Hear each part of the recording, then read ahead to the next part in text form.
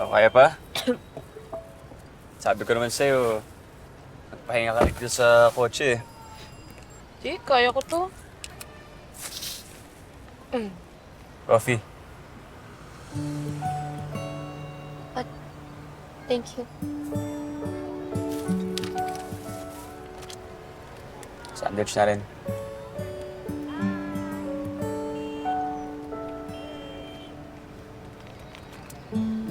Di bale.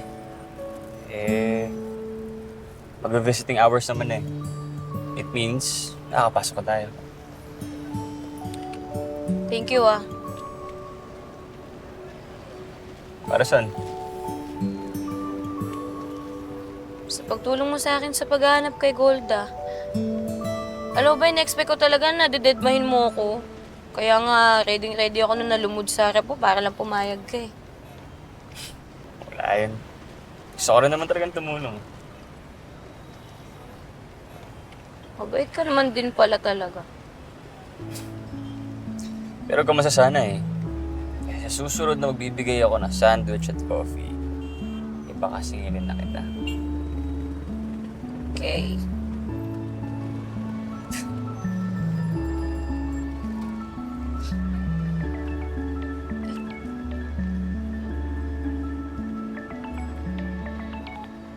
Peter! Joey? Joey, ang labo mo naman. At bigla mo kaming iniwan. Hindi ka pa umuwi, nasan ka ba? Hey, why did you leave without us? You know it's dangerous. Oo nga. Inistylan mo pa kami para lang di kami makasama sa'yo, no? Grabe. Eh, sorry. May kinailangan ako gawin mag-isa eh. You should have brought me with you. Well, Don't worry about her, because as long as she is with me, she is safe. Even without you guys. Kami hindi mo kami sinama, pero si Boss Budol nandyan. Eh, siya yung makakatulong sa akin eh. Saka, sabihin mo nga dyan sa Gino na yan, hindi ko kayo sinama kasi ang iingay ninyo. You're both noisy. Ayun lang. Tapos iniwan mo na kami. Alam mo, nag-explain na ako, okay na yun. Tumigil ka na nga, inaantok na ako eh.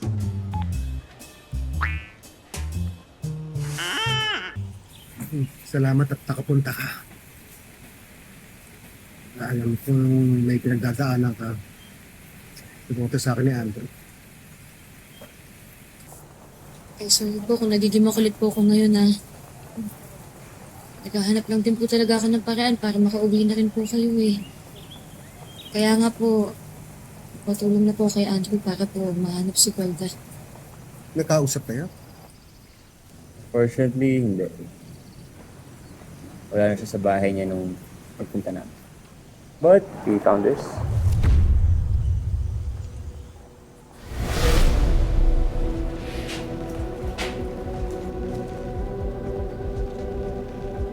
Alam ko to ganito yung gamit ng isang tao.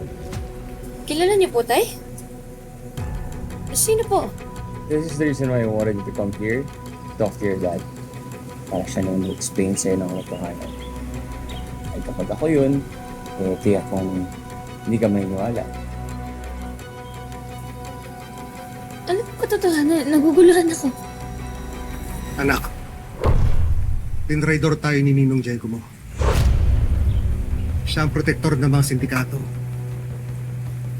At siya yung tinatawag nilang parak.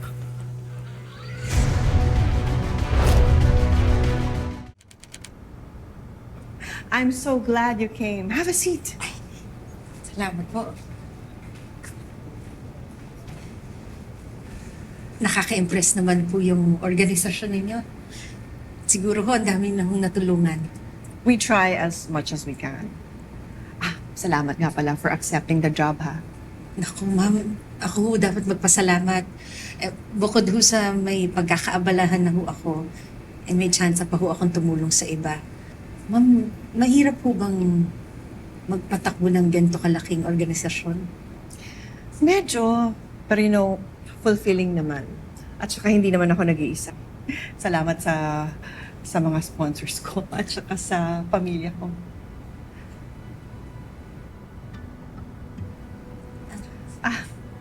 That's my husband. kilala niyo po si Boss Budol? Ang ibig kong sabihin si Boss Idol, close mo ba kayo? You can say that. He's my brother. Tinraidor tayo ni Ninong Diego mo. Siya yung tinatawag nilang para. Po? Imposible naman po yung sa Ninong. Sigurado ako. Nagkaharap kami. Nanggaling mismo sa bibig niya. Hindi niya inamin pero hindi niya matatanggi sa totohanan. Eh, paano naman po mangyayari yun? Alam mo po ba, tinulungan niya pa ako na maayos yung flash drive ko para makuha ko yung video? Video na hindi na-recover. Tama. So sinasabi mo na hindi totoo na hindi naayos yung flash drive ko?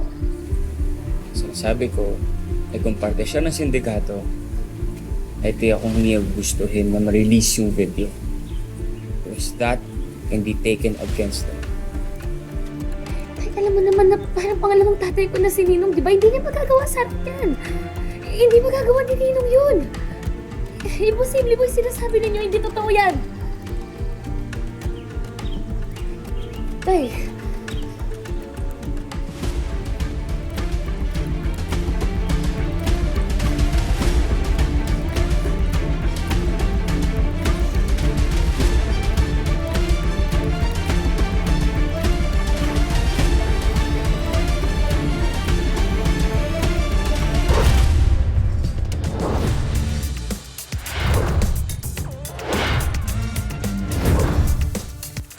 How do you plead? Not guilty, Your Honor.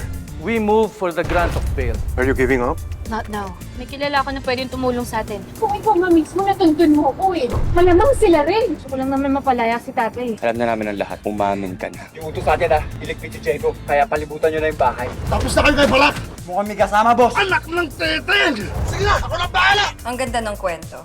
Bromance turned crime duo. Pang teleserye. They make people disappear. So you're saying he's really gone?